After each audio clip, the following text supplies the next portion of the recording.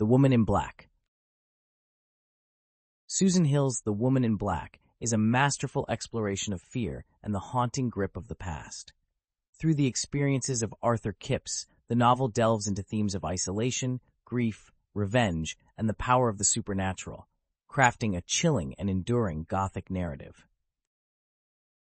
Isolation is one of the most prominent themes in the novel, both physical and emotional.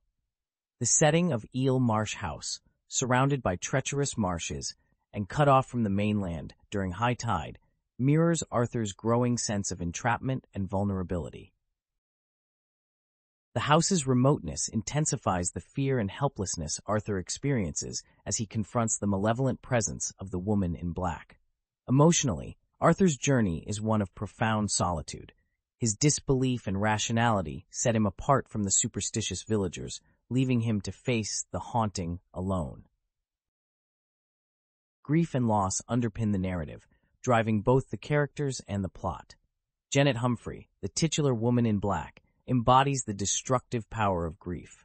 Her loss of her child and subsequent descent into bitterness and rage serve as the catalyst for the ghostly torment she inflicts.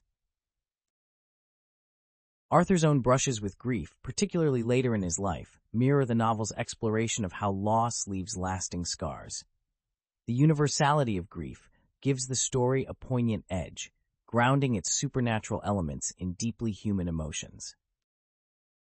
Revenge is a central force in the novel, with Janet's ghost exacting retribution on innocent victims for the pain she endured in life. Her relentless pursuit of vengeance is terrifying in its indiscriminate nature. Sparing no one who crosses her path, this theme raises questions about justice and the cyclical nature of suffering, as Janet's unending rage perpetuates the very pain she seeks to avenge. The supernatural is woven seamlessly into the fabric of the story, blurring the lines between the rational and the inexplicable.